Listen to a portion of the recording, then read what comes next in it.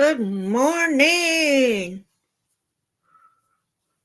Good morning. Good morning.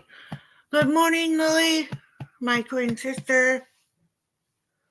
Ryder is here, of course.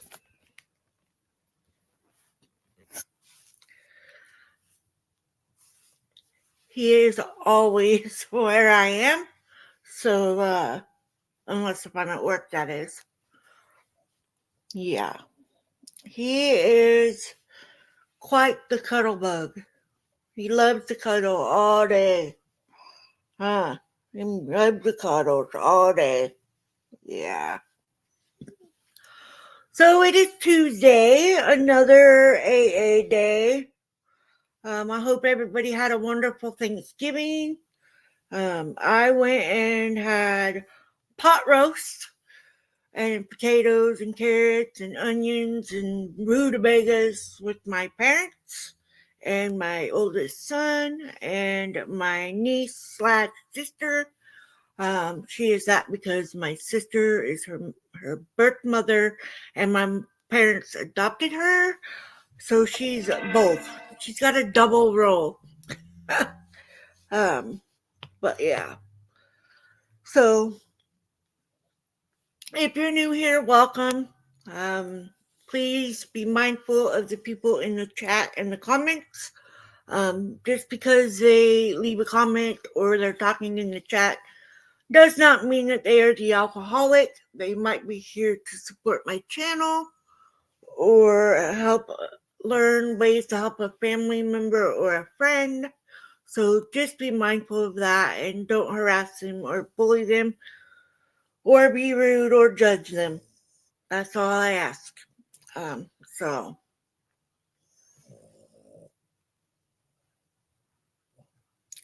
shall we say the prayer now? Huh? Yeah.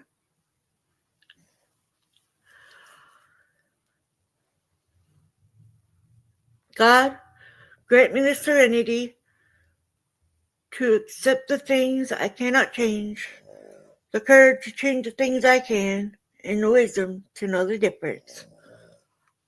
Every time I say that, I want to say, keep coming back. It works if you work it, but that's not how we start the meeting.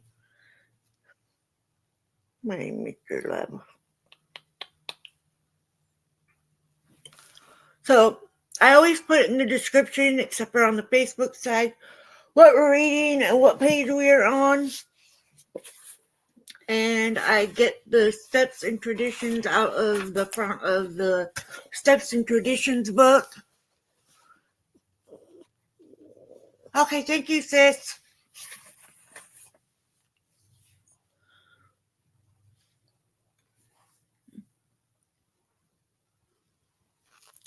Anyways, let's go ahead and get into it.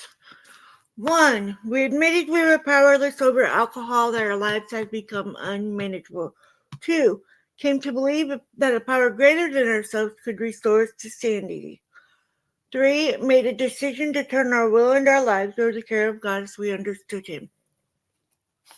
4. Made a searching and fearless moral inventory of ourselves. 5. Admitted to God, to ourselves, and to another human being the exact nature of our wrongs. 6. We're entirely ready to have God remove all these defective characters. 7. Humbly asked Him to remove our shortcomings. 8. Made a list of all persons we had harmed and become willing to make amends to them all. 9. Made direct amends to such people wherever possible, except when to do so would injure them or others.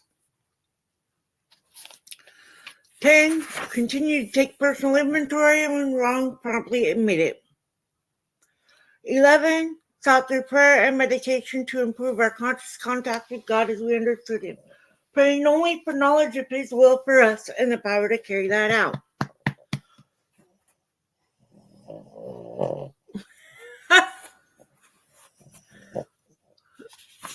12.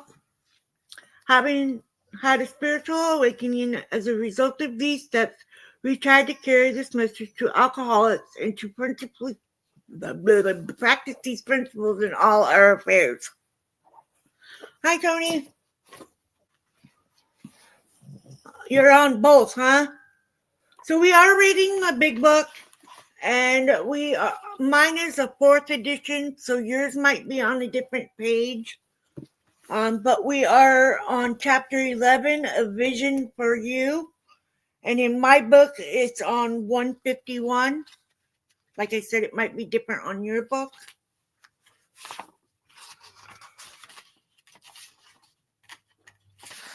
Let's see how long this one is, because I'll probably have to break it into 2. It's not too bad.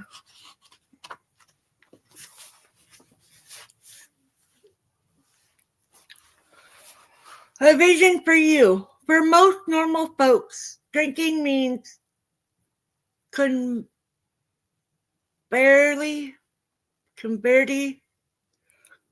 companionship and colorful imagination. It means release from care, boredom, and worry. It is joyous intimacy with friends and a feeling that life is good. But not so with us in those last days of heavy drinking. The old pleasures were gone. They were but memories. Never could we recapture the great moments of the past. There was an instant yearning to enjoy life as we once did, and a heartbreaking obsession that some new miracle of control would enable us to do it. There was always one more attempt and one more failure. The less people tolerated us, the more we withdrew from society, from life itself. As we became subjects of King Alcohol, shivering denizens of his mad realm, the chilling vapor that is loneliness settled down. It thickened, ever becoming blacker. Some of us sought out sordid places, hoping to find understanding, companionship, and approval. Momentarily we did. Then would come oblivion and the awful awakening to face the hideous four horsemen: terror, bewilderment, frustration, despair. Unhappy drinkers who read this page will understand.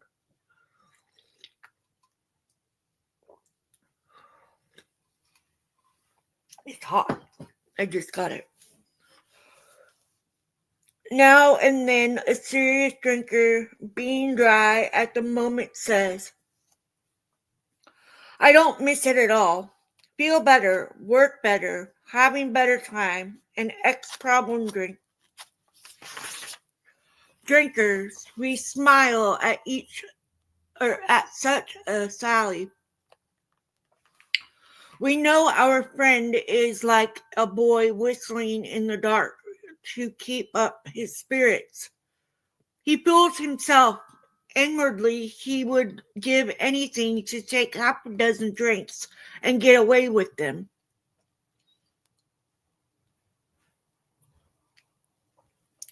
He will presently try the old game again, for he isn't happy about his sobriety. He cannot picture life without alcohol. Someday he will be unable to imagine life either with alcohol or without it. Then he will know loneliness such as few do. He will be at the jumping off place. He will wish for the end. We have shown how we got out from under. You say yes, I'm willing, but am I to be consigned to a life where I shall be stupid, boring, and gloom, like some righteous people I see?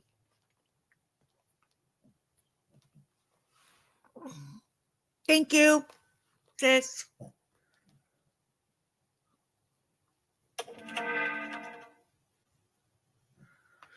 I know I must get along without liquor, but how can I? Have you a sufficient substitute? Yes, there is a substitute, and it is vastly more than that. It is a fellowship in Alcoholics Anonymous.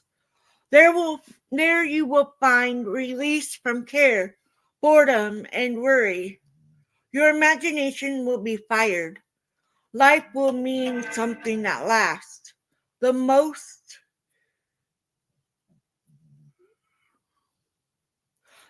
satisfactory years of your existence lie ahead. Thus we find the fellowship, and so will you. How is that to come about, you ask? Where am I to find these people? You are going to meet these new friends in your own community near you. Alcoholics are dying helplessly like people in a sinking ship. If you live in a large place, there are hundreds, high and low, rich and poor. These are future fellows of Alcoholics Anonymous. Among them, you will make lifelong friends. You will be bound to them with new and wonderful ties. For you will escape disaster together, and you will commence shoulder to shoulder your common journey. Then you will know what it means to give of yourself that others may survive and rediscover life. You will learn the full meaning of love thy neighbor as thyself. It may seem incredible that these men are to become happy, respected, and useful once more. How can they rise out of such misery, bad repute, and hopelessness? The practical answer is that since these things have happened among us, they can happen with you. Should you wish them above all else and be willing to make use of our experience, we are sure they will come. The age of miracles is still with us.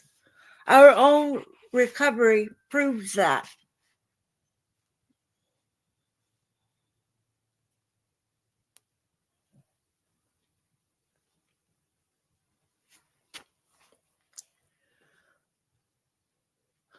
Our hope is that when this chip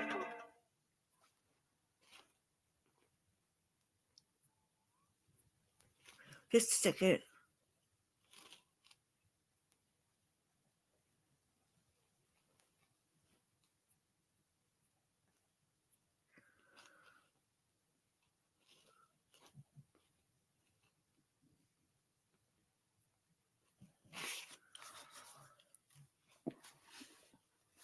Our hope is that when this chip of a book is launched on the world tide of alcoholism, defeated drinkers will seize upon it to follow its suggestions. Many, we are sure, will rise to their feet and march on. There will approach still other sick ones, and fellowships of Alcoholics Anonymous may spring up in each city and hamlet.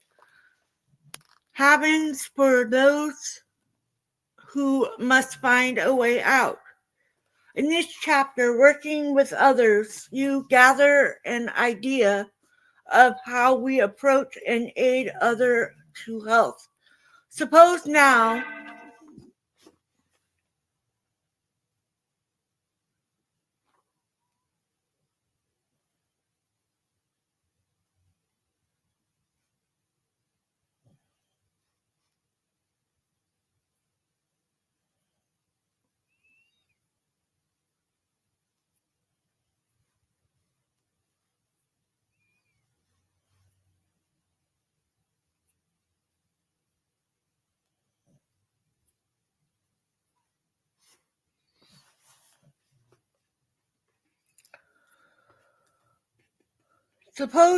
that through you several families have adopted this way of life.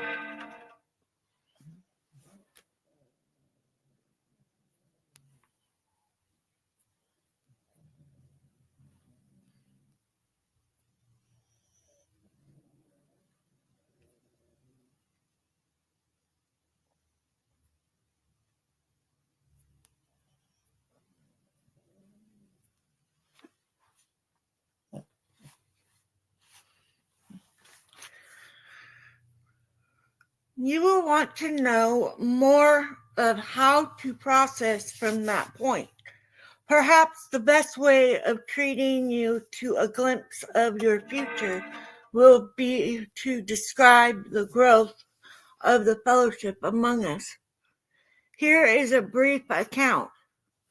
Years ago in 1935, one of our number made a journey to a certain western city. From a business standpoint, his trip came off badly.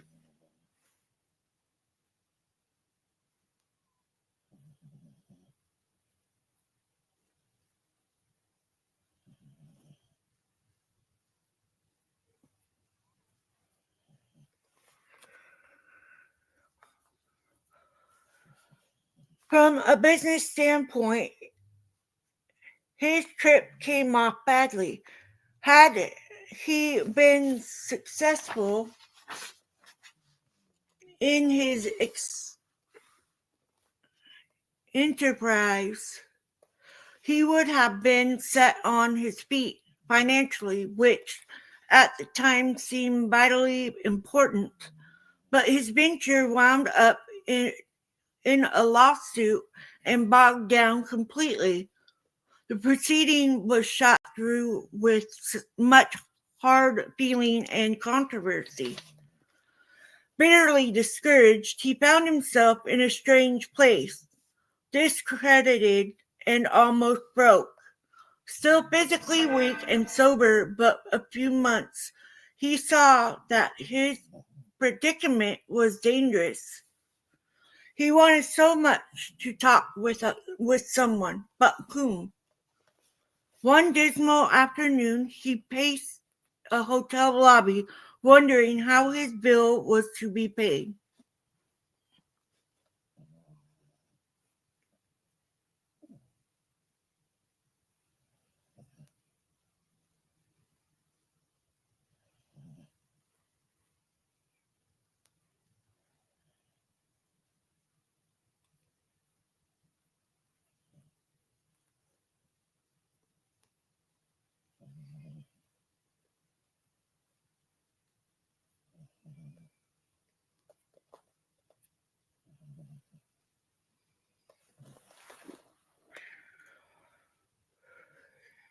At one end of the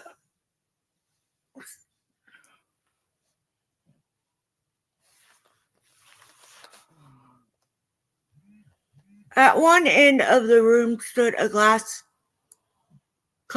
directory of local churches. Down the lobby, a door opened into an attractive bar. He could see the gay crowd inside. Again, gay means happy in this book, so you know.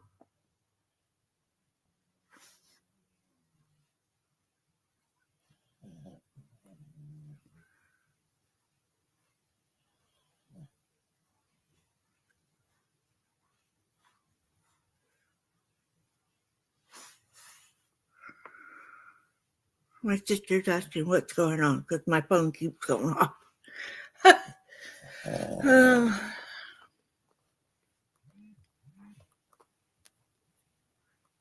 And there he would find companionship and release.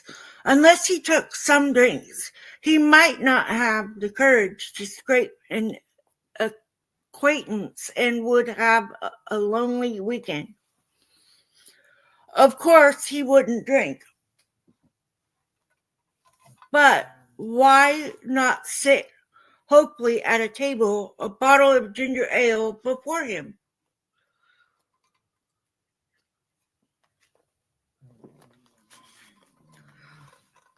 After all, had he not been sober 6 months now? Perhaps he could handle, say, 3 drinks, no more. Fear gripped him. He was on thin ice. Again, it was the old insidious insanity. That first drink. With a shiver, he turned away and walked down the lobby to the church directory. Music and gay chatter still floated to him from the bar. But what about his responsibilities? His family and the men who would die because they would not know how to get well? Ah, yes, those other alcoholics. There must be many such in this town. He would phone a clergyman. His sanity returned, and he thanked God. Selecting a church at random from the directory, he stepped into a booth and lifted the receiver. His call to the clergyman led him presently to a certain resident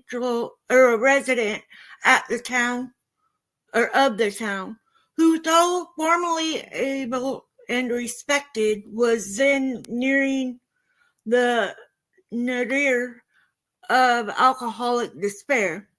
It was the usual situation. Home in jeopardy, wife ill, children distracted, bills in arrears, and standing damage. He had a desperate desire to stop, but saw no way out, for he had earnestly tried many avenues of escape. Painfully aware of being somehow abnormal, the man did not fully realize what it meant to be an alcoholic.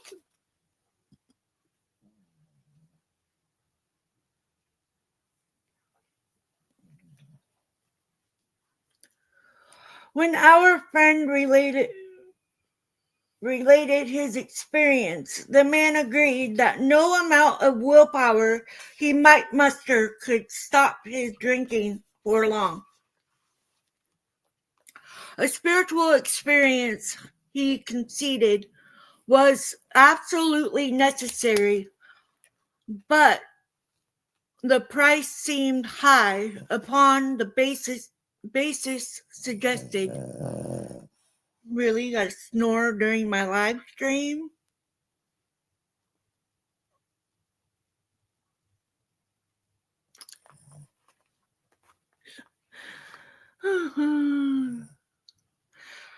He told how he lived in constant worry about those who might find out about his alcoholism. He had, of course, the familiar alcoholic obsession that few knew of his drinking. Why, he urged, should he lose the remainder of his business only to bring still more suffering to his family by foolishly admitting his plight to people from whom he made his livelihood? He would do anything, he said, but that.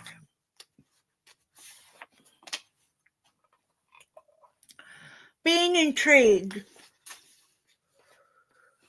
however, he invited our friend to his home. Sometime later, and just as he thought he was getting control of his liquor situation, he went on a roaring bender. For him, this was the spree that ended all sprees. He saw that he would have to face his problems squarely, that God might give him mastery.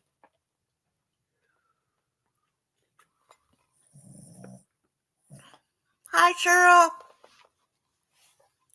One morning he took the bull by the horns and set out to tell those he feared what his trouble had been.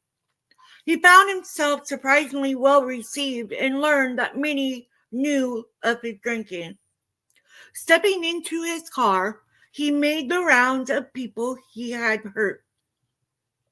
He trembled as he went about, for this might mean ruin, particularly to a person in his line of business. At midnight, he came home exhausted but very happy. He has not had a drink since.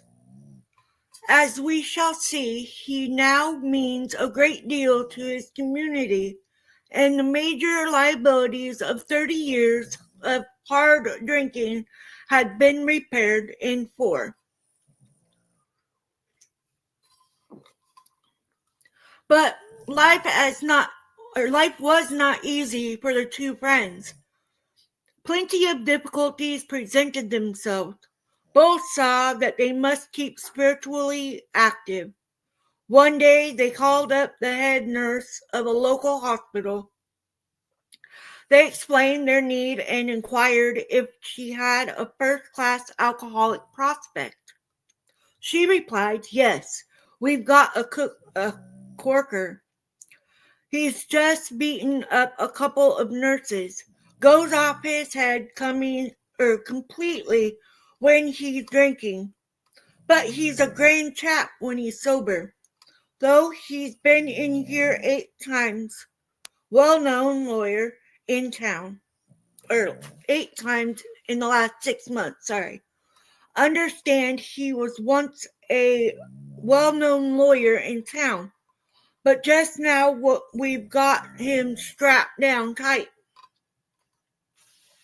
Here was a prospect all right, but by the description none too promising. The use of spiritual principles in such cases was not so well understood as it is now. But one of the friends said, "Put him in a private room, we'll be down."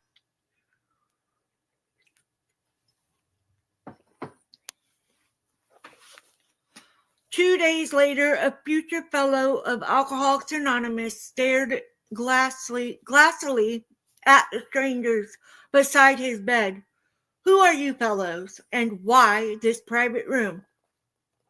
"I was always in a ward before," said one of the visitors. "We're giving you a treatment for alcoholism." Hopelessness was written large on the man's face as he replied, "Oh, but that's no use. Nothing would fix me. I'm a goner.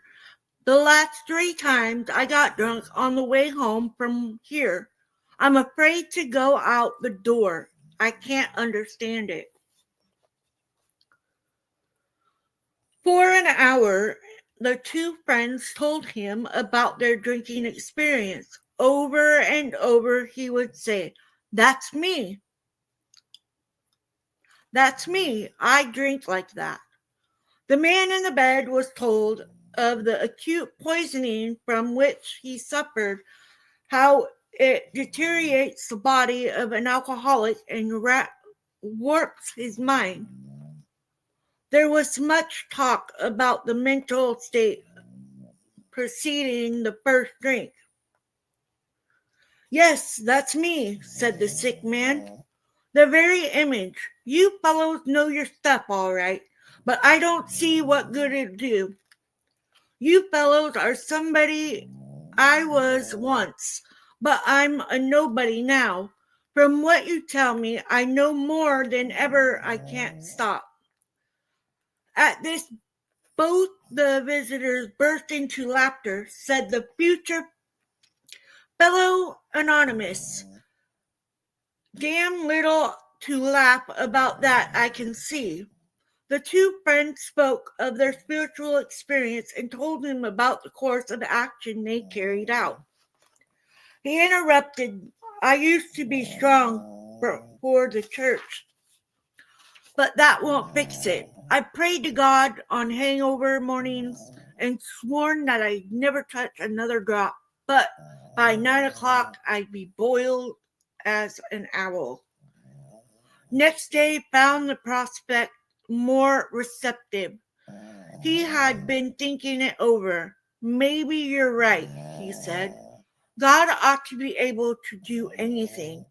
Then he added, "He sure didn't do much for me when I was trying to fight this booze racket alone." On the third day, the lawyer gave his life to the care and direction of his Creator and said he was perfectly willing to do anything necessary. His wife came, scarcely daring to be hopeful, though she thought she saw something different about her husband already. He had begun to have a spiritual experience. "You good, man? Huh?"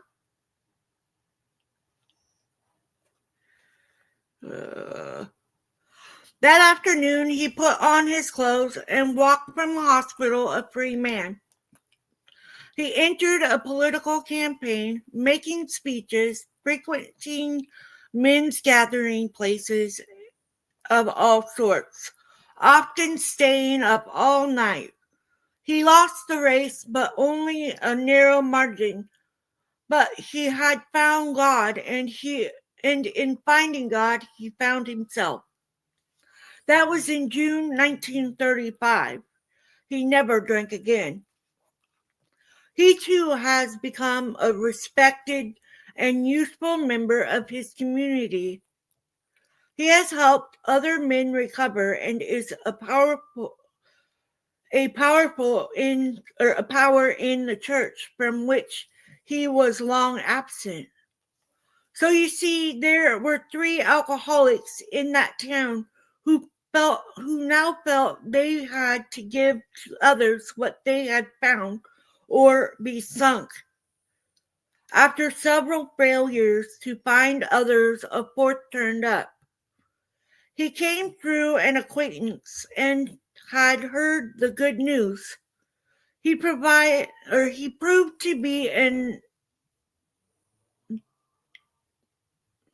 a devil-may-care young fellow whose parents could not make out whether he wanted to stop drinking or not.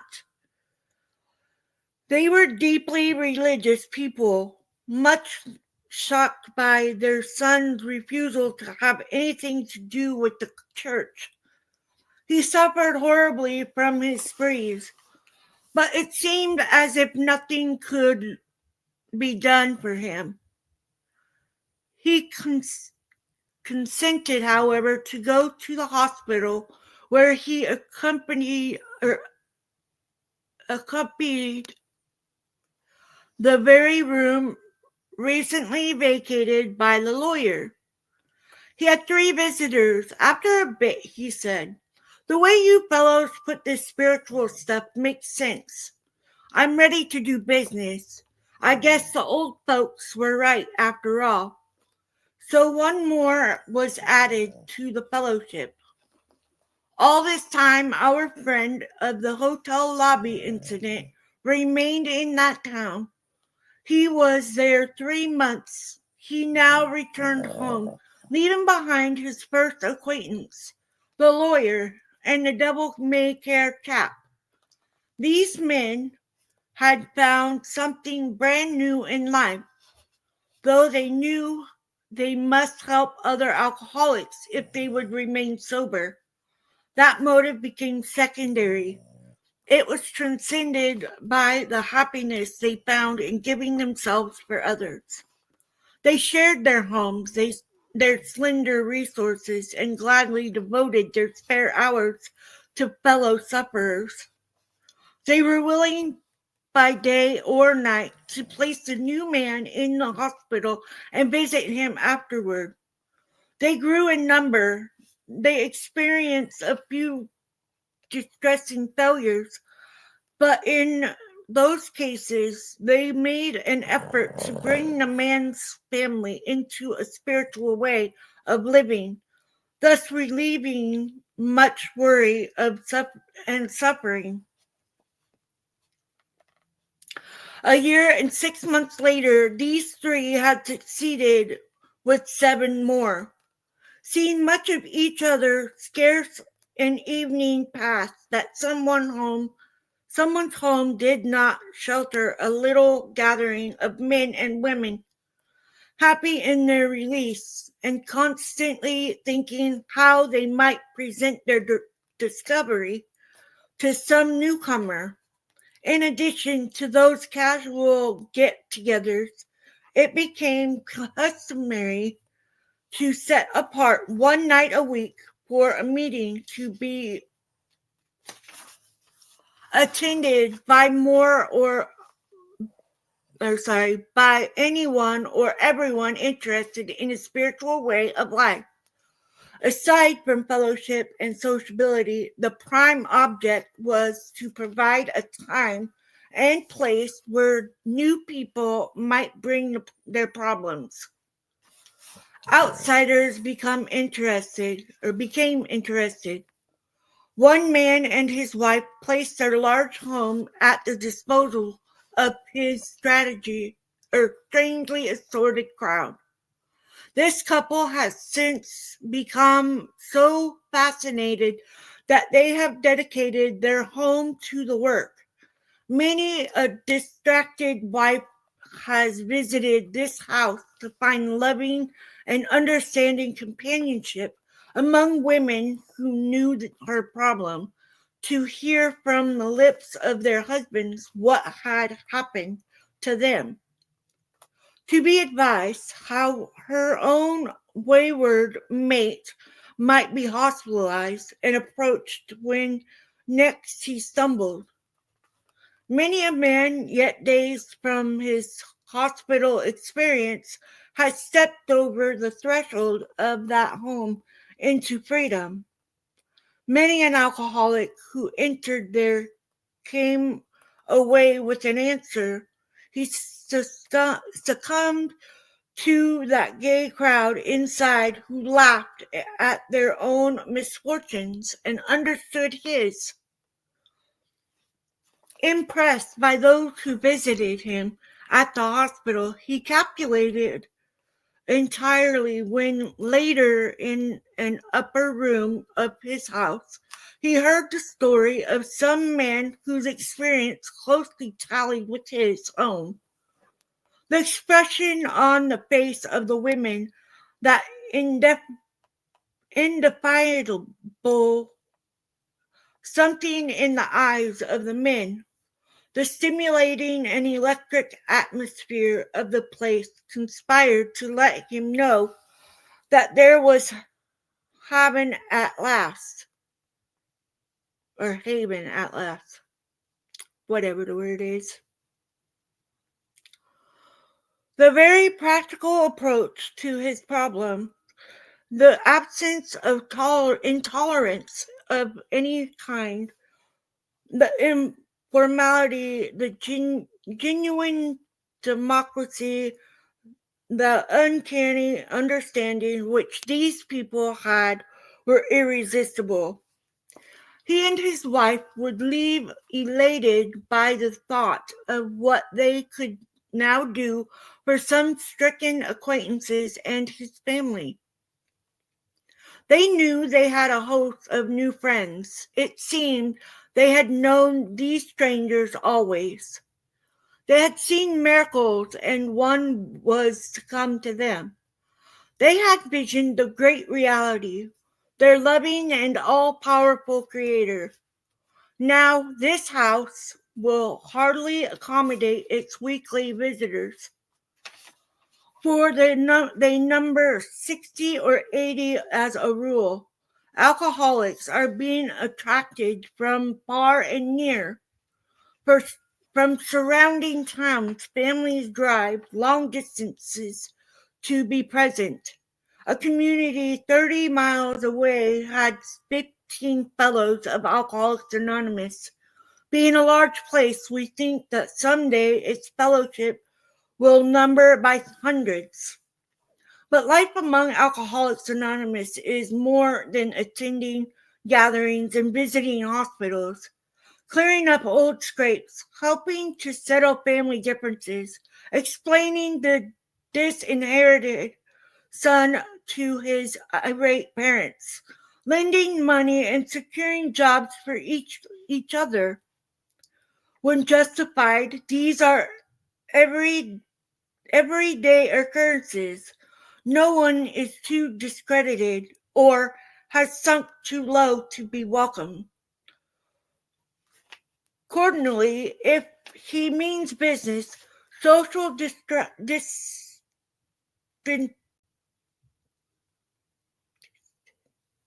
whatever that word is,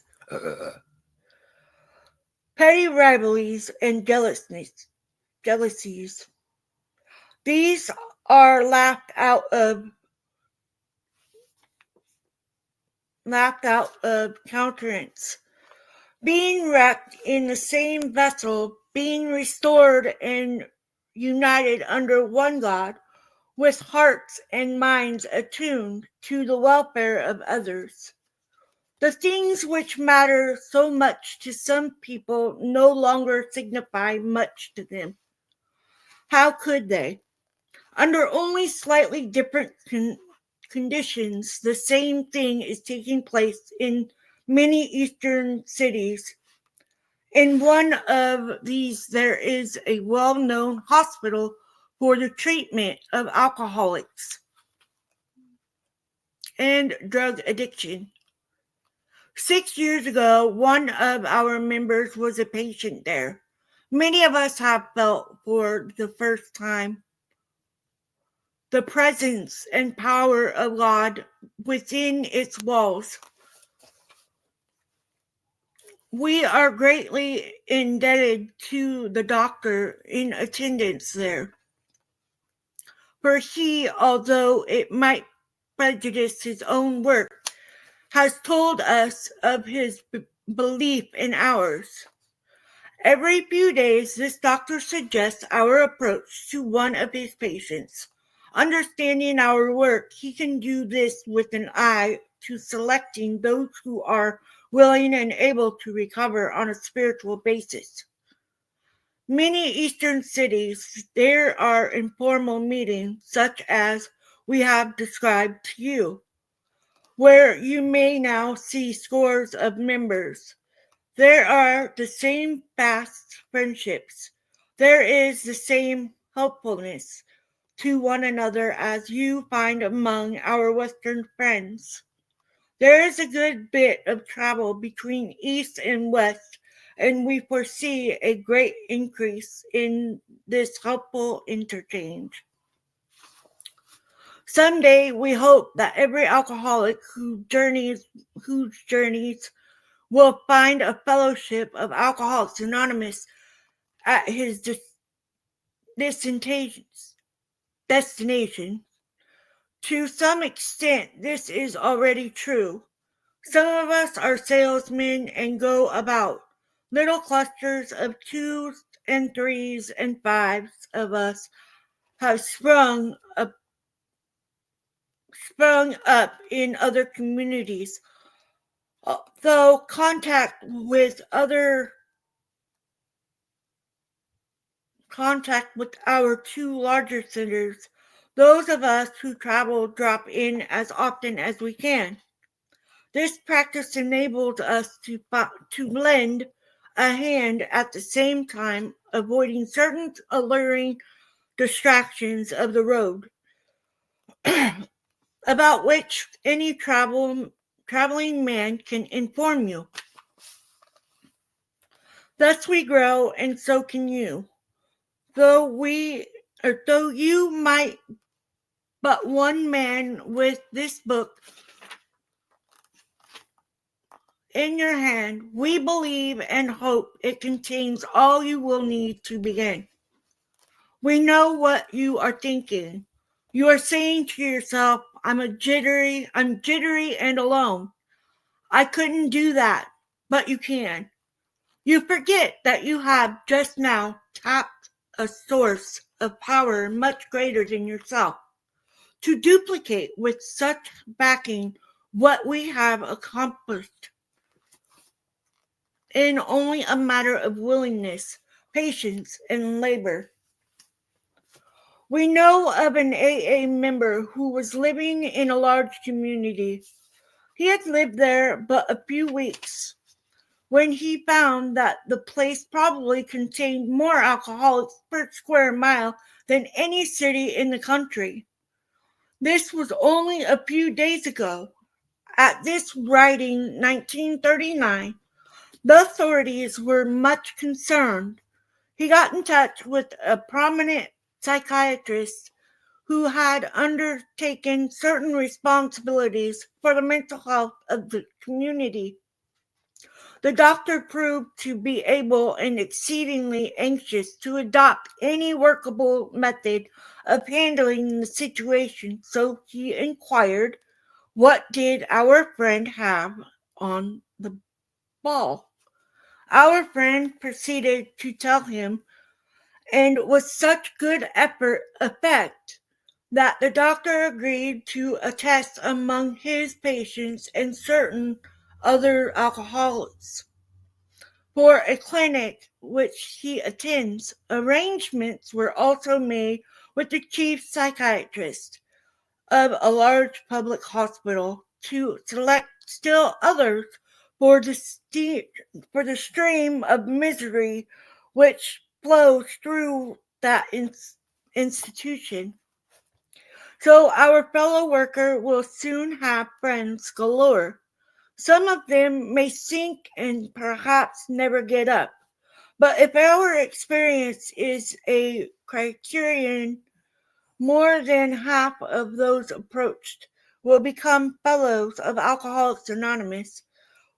When a fellow man in the city or in this city have found themselves and have discovered the joy of helping others to face life again, there will be no stopping until everyone in that town has had his opportunity to recover, if he can and will. Still, you may say, but I will not have the benefit of contact with you who write this book. We cannot be sure. God will determine that, so you must remember that your real reliance is always upon Him. He will show you how to create the fellowship you crave. Our book is meant to be suggestive only. We realize we know only a little. God will constantly disclose more to you and to us.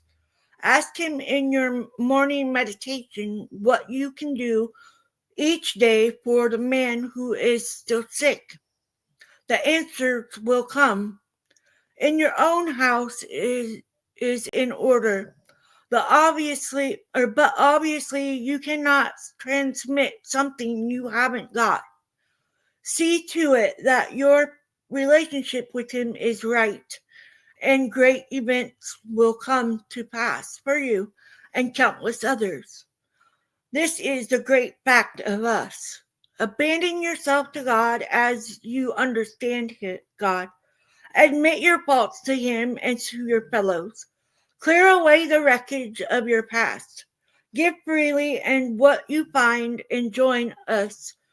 We shall be with you in the fellowship of the Spirit, and you will surely meet some of us, and as you trudge the road of happy destiny. May God bless you and keep you until then.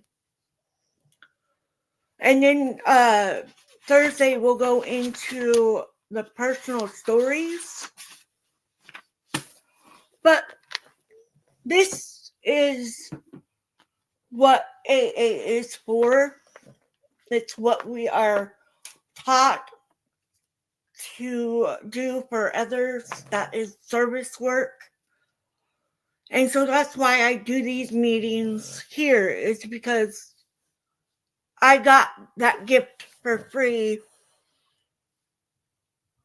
thanks to a friend telling me about AA and saying that he would meet me there.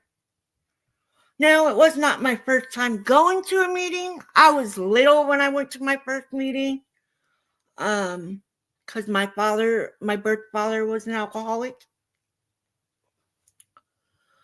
But so I didn't know exactly what it was when I got there, but I decided I'd go ahead and go. And I was just going to meet my friend. I didn't care about the other people in the room or anything like that. I wasn't going to learn anything, basically. I didn't think I was going to receive what I got out of it and what I still get out of it. And I see Desert Adventures in Arizona. Thank you for coming. So when I got there to the rooms and I started going to AA regularly, and actually staying for the whole meeting, I realized that I did belong there, and that they had something that I could relate to and had similar stories to my own. And I didn't have that before. I didn't have friends. And I had my family, but it took me a while to prove to them that I was staying sober. And that was the hard part. The hardest part was proving even to myself that I could stay sober. And by doing AA, it helped me to realize that I can achieve that and I can stay sober for the rest of my life and I could have a better life and be a better person and be a better friend and become a sponsor and help others and share the work that I have done in my sobriety journey and the help that I have received from the rooms. And I have been to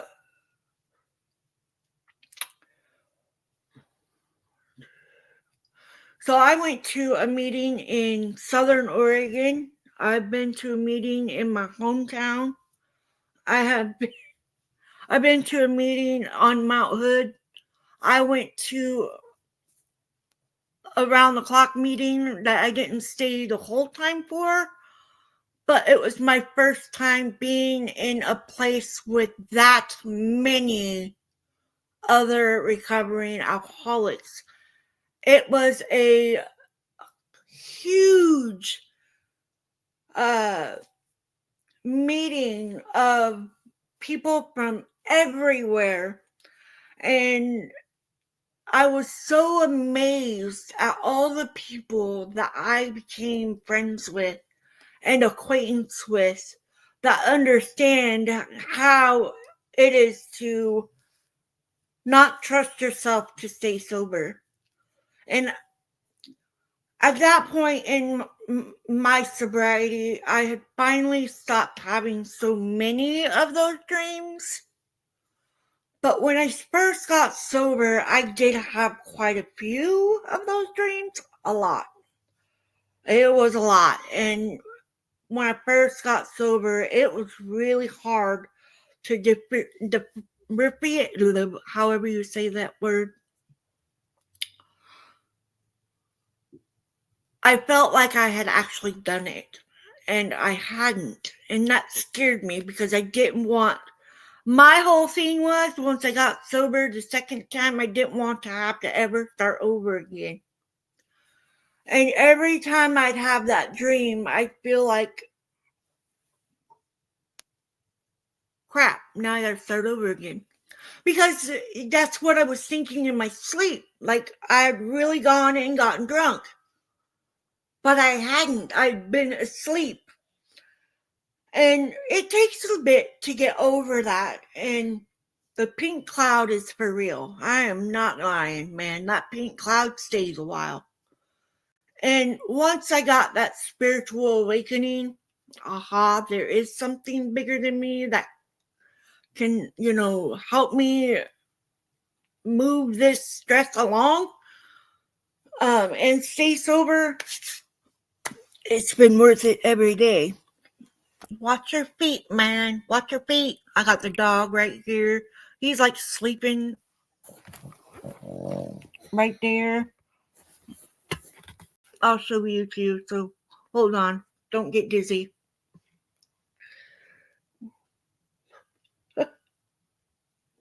Yeah, that's what he does. But becoming sober for me, going through the withdrawals and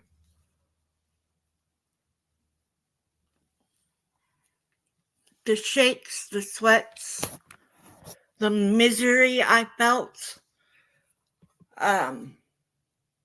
it's been worth it because I'm sitting here a totally different person.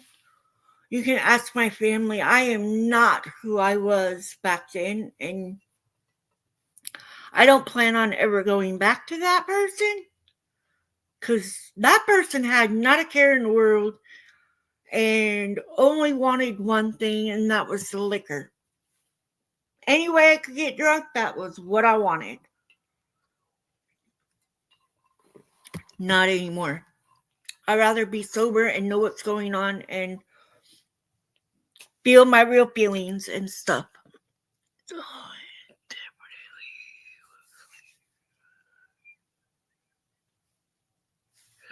Thank you.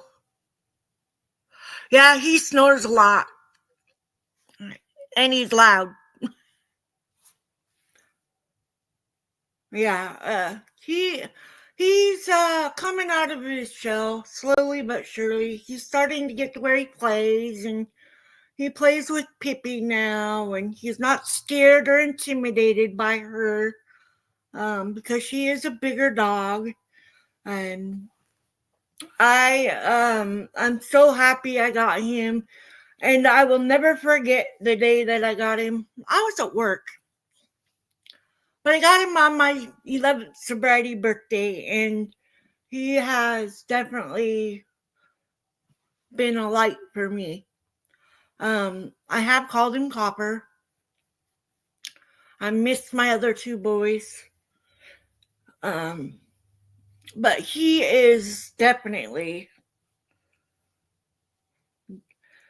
he looks like Copper a lot. And he is for sure my companion. He does not like me going to work. He does not like me even going to the restroom. He has to be with me all the time, exercising the whole 9 yards. He is right there. And I got some video yesterday of I was trying to exercise, and he was standing on my chest and saying, "No, you're not." I was like, "Get off me, man." But yeah. But he has definitely become part of this family, and I can't imagine life without him now.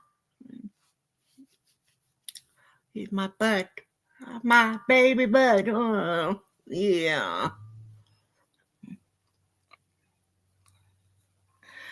But anyways, if you're new here, just remember it does get easier. It does. If you're struggling with wanting to go and take a drink, please reach out to somebody in a church or a friend or a family member. Just let them know what you're going through, and maybe they can help. And yes, they sure do. They do give you unconditional love. And we give them unconditional love, and we teach them that us humans love them as they are our own kids. Yeah. He's my best bud now. He's not very protective, though. Not at all. And it's definitely different. I don't have to try to stop him from pulling me. I actually have to give him a nudge with the leash and say, "Come on, let's go." He's stubborn. Am I stubborn? But yeah, I wake you up, huh? Mama wake you up. But he is a lap dog, and my husband said that the only way that I was going to be able to have another dog was if he was a little dog. And of course, it's another male, another boy. I have no girls. The snake was a boy. The lizard was a boy. I have 2 boys and 3 dogs that are boys, right? And Ryder might get to mate. Might.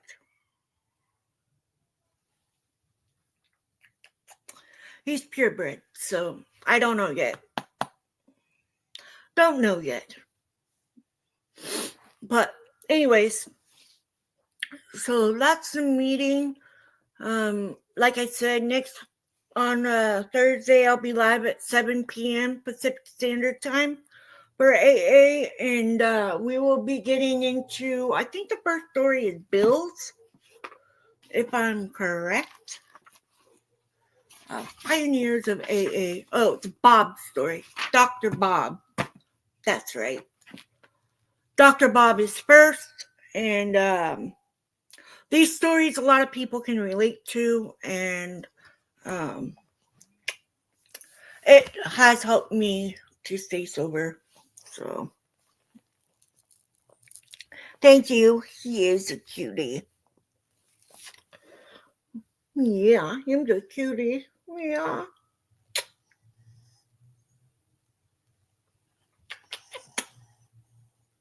He gives you that side eye, like he's really annoyed that you're bugging him. Huh? He's like, whatever. I'm not listening. But he does know how to sit. Hey.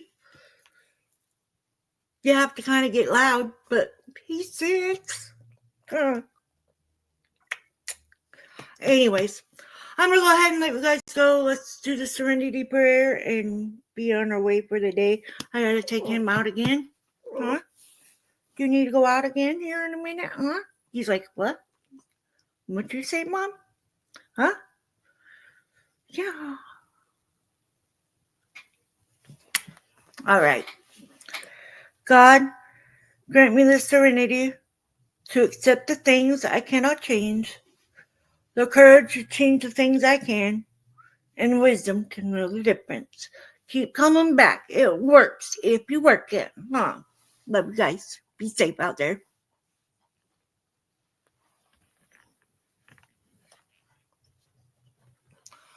Thank you. And you're welcome. Be safe out there. And remember, there's always help. Look up an AA meeting. Call a church. There's always somebody there that can help. I love you guys. Be safe, be kind, and stay sober.